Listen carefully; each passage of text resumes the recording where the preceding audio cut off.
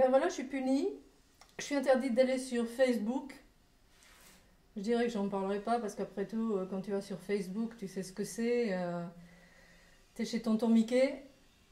Et maintenant, nous avons Tonton Valls qui met toutes sortes de petits trolls et de petits espions pour voir ce que tu écris. Alors pourquoi est-ce que j'étais interdite de Facebook, impossible d'aller commenter sur ma page? Mon Dieu, quelle histoire! Et si je vous en parle, je vous dirai pourquoi après, parce que quand même, en ce moment, il se passe des choses très graves. Je ne suis qu'une toute petite chose dans cette marée-là. Donc, fin mai, une bombe censée être une bombe à neutrons a été balancée sur le Yémen. Réseau international en a parlé sous la plume de Gordon Duff, qui s'occupe de la page Veterans Today, les vétérans aujourd'hui, et ensuite de Jeff Smith, qui est un physicien nucléaire et ancien inspecteur de l'AIEA. Donc ils ont longuement étudié ces vidéos pour voir que ça ressemblait beaucoup en effet à une bombe à neutrons qui avait été larguée par un F-16 et il n'y a qu'Israël qui a des F-16, donc ces F-16 auraient à ce moment-là porté les couleurs saoudiennes. Et ensuite, quelques jours après, je trouve une photo de civils qui avaient été complètement dévastés par ce bombardement. Et à ce moment-là, j'écris marre de cette triplette de salopards, États-Unis, Israël, Arabie Saoudite, qui balancent des bombes à neutrons sur les populations. Et, bon, que n'avais-je pas dit? Je ne pense pas que ce soit le mot triplette qui soit en cause. Salopard, je trouve quand même que balancer de telles bombes est quand même... ouais, mérite ce nom, non?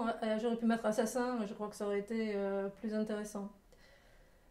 À partir de ce moment-là, on me dit, vous avez écrit cette phrase, vous êtes interdite pendant une semaine. Bien. Et puis le temps passe, et puis c'est fini. Je ne peux plus aller sur ma page. J'en ai fait une autre au nom de Alexandre de Gordes. Comme je l'ai dit, pas un cousin noble, mais Alexandre, le Neugordien. Voilà.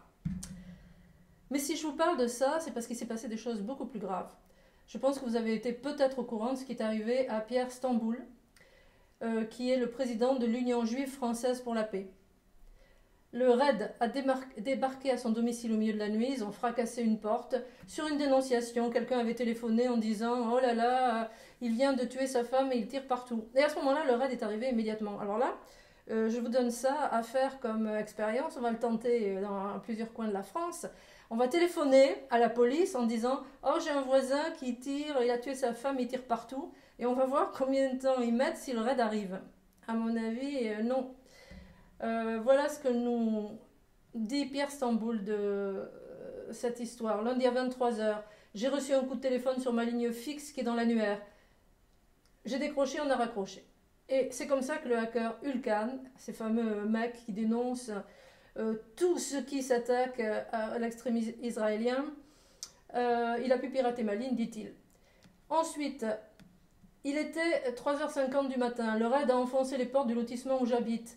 Plaqué au sol le fils de mon voisin. Je suis sorti en disant « Je suis monsieur Stamboul, c'est moi ». Les hommes du raid m'ont mis au sol très violemment, me frappant dans la mâchoire. J'ai été menotté pendant plus d'une heure, alors que la femme que j'étais censé avoir tuée, la sienne, était à 2 mètres. Ils ont ensuite passé le relais au commissariat de police du 8e arrondissement qui a attendu 3 heures pour m'entendre et qui a encore attendu 3 heures après cela pour me relâcher autour de 11h30. 7 heures de garde à vue pour un motif dont il aurait pu vérifier l'inanité en 2 minutes et qui ressemblait, qui plus est, à 3 autres agressions du même type qui ont déjà eu lieu. Mais que devait faire Pierre Stamboul? Présider une réunion où il allait parler du boycott contre les colonies israéliennes, ce qu'on appelle BDS, boycott, désinvestissement, sanctions. Bien, mais ça n'est pas tout. Jean-Claude Lefort, ancien député, ancien président de l'association France-Palestine. On voit que ça tombe toujours quand même un petit peu dans le même coin. Hein, et moi, ma dénonciation, c'est un petit peu les mêmes gens.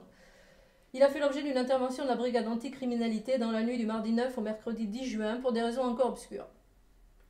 Donc, on ne saurait pas. Voilà la raison pour laquelle je vous parle aujourd'hui de cette petite censure qui me concerne. Parce qu'il y a évidemment beaucoup plus grave qui se passe à côté. On sait que Valls a lâché sur le net ses brigades anti-haine, mais c'est lui qui fait naître la haine chez les gens. Il faut quand même un petit peu ouvrir les yeux et s'arrêter. Bon, mais enfin. il y a quelque chose qui est amusant évidemment chez Valls, c'est cette histoire de foot qui vient de se passer. Voilà un mec, il y a un mois, il y a un sondage qu'il donnait comme la majorité des Français veut que M. Valls reste, etc. Ben maintenant, il s'est pris une ratatouille pas possible, sur une bêtise pas possible. Mais j'aimerais ne pas revenir sur tous les détails de l'affaire, vous les connaissez, je vais simplement rajouter quelques-uns que vous ne connaissez peut-être pas. Ce qui me paraît le plus caractéristique de la médiocrité de Valls, c'est cette phrase. Il dit, conférence de presse, parfois en France, être passionné, ça gêne. La passion, c'est un élément qui déclenche du mouvement, de l'envie. Putain, mais qu'est-ce que tu oses dire? Qu'en France, les gens ne sont pas passionnés? Mais si, les gens sont passionnés. Et ils sont même passionnés par le football, exactement comme toi. Simplement, ils ne peuvent pas se payer un avion pour aller se rendre à Berlin. Voilà la différence. Dire que, en France, être passionné, ça gêne. Cette espèce de supériorité, de manière de regarder les gens de haut. Ah oui, mais moi, la passion, c'est un élément qui déclenche du mouvement, de l'envie. Donc on t'envie. On t'envie parce que tu prends un avion avec tes gosses et que... Oh là là là là, il est vraiment complètement écœurant. Alors ensuite, je signale aussi deux choses. C'est que il a été dit qu'il avait une réunion avec notre cher ami Platini. Mais cette réunion avait été décommandée 48 heures avant et un article dans l'équipe le montre. Et ensuite, autre chose qui est extrêmement drôle, c'est ce que l'on apprend dans Ouest France. Maradona convie Platini à s'expliquer sur des matchs arrangés 187. Ben, étant donné qu'il a sauvé la mise à Valls, on pourrait dire que maintenant il a 188 matchs arrangés. Donc, voilà qui dirige notre pays. On ne peut donc pas critiquer l'extrémisme israélien. On est antisémite, je suppose. Non, maintenant je pense que la différence sera totale. En ce moment, l'Empire pète les plombs. Ils pètent les plombs parce qu'ils ont des résistances de tous les côtés. Il y a évidemment les réseaux sociaux. On a vu ce qui s'est passé. Les réseaux sociaux ont quand même mis Valls à genoux et l'ont obligé à rembourser le prix de voyage de ses enfants. Quand on dit de ses enfants, on imagine des petites têtes blondes. Non, ce sont des ados et j'espère qu'on va les faire payer plein tarif. Donc, il y a les réseaux sociaux qui sont de plus en plus virulents, de plus en plus informés et informatifs. Il y a ensuite la Grèce. Il faut dire quand même que Tsipras et la Grèce a foutu une sacrée raclée dans la tête du FMI. Ils étaient persuadés qu'ils allaient recevoir leur argent. On dit non, non, non, on va attendre la fin du mois. Ça, quand même, ça doit commencer à les inquiéter. Maintenant, ils ne savent plus que faire. Il y a un gars d'Allemagne qui a dit ah, la récréation est finie avec les Grecs. Ben, ils veulent vivre, les Grecs, tu vois. Ils veulent vivre. C'est ça, leur récréation. Quel salopard! Excuse-moi, je vais encore être bloqué. Ensuite, il est bien évident que les BRICS avancent de plus en plus.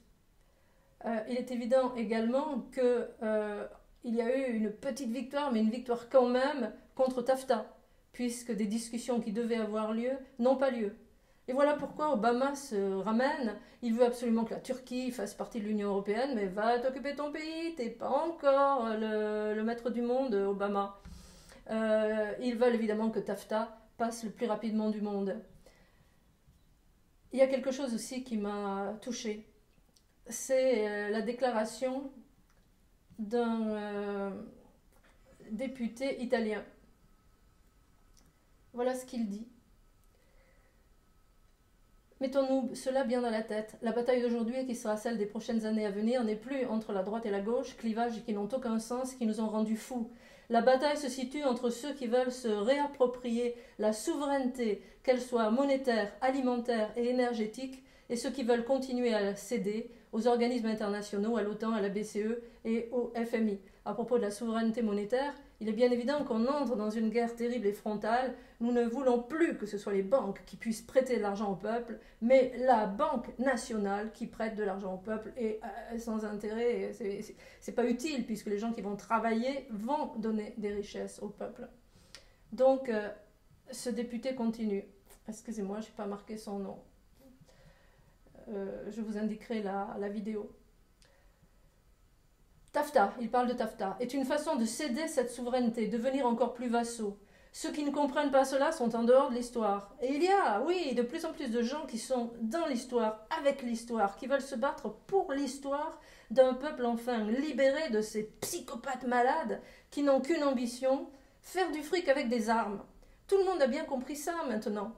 Pourquoi ? La guerre au Moyen-Orient, d'une part parce qu'ils veulent récupérer la Syrie pour faire passer leur pipeline, et ensuite parce qu'ils vendent des armes. Ce sont des marchands d'armes.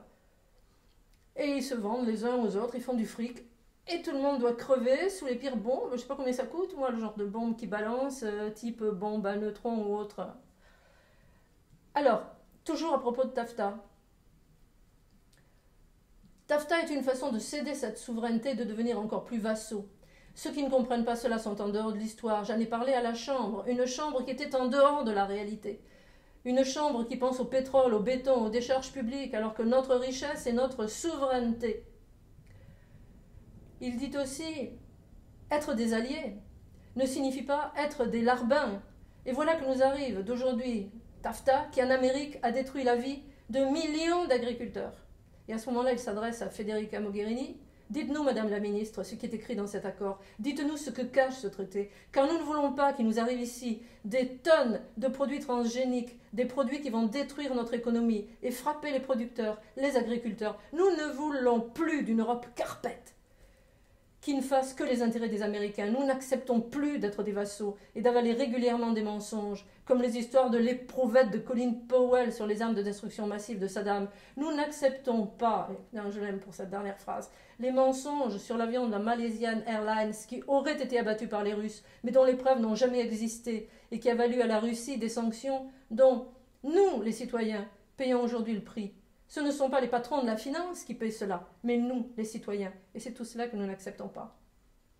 Donc, cher M. Valls,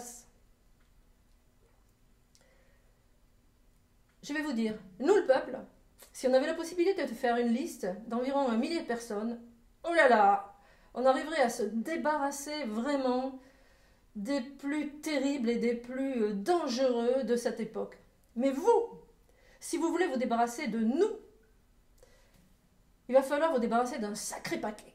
Vous allez pouvoir couper quelques têtes de ci de là, mais de plus en plus, cette prise de conscience existe. De plus en plus, vous allez être confrontés à un peuple décidé à laisser à ses enfants un monde vivable. J'ai vécu au XXe siècle, on dit les années glorieuses, mais pas du tout, des années normales où on travaillait et où on avait assez d'argent pour vivre et pour éduquer ses enfants. Le monde est riche, on peut participer à toutes sortes de partages. Nous pourrions nourrir tout le monde avec l'argent que ces espèces de fous dépensent en armes insensées. Bon, mais tout ce que je vous dis, vous le savez. Simplement, nous sommes de plus en plus à le savoir. Et ça, c'est notre force. Et maintenant, Facebook. Bah écoutez, qu'est-ce que je voulais vous dire, hein, il y a YouTube, je vais ouvrir mon blog. Je ne sais pas combien de temps encore, je ne pourrai pas aller parler sur ma page, Ariane Walter. Mais je trouve que c'est une marque de faiblesse de bloquer quelqu'un qui est qu'une petite chose là, comme moi, qui fait quelques petites vidéos. Ça vous gêne? Ah ben, vous n'êtes pas brillant.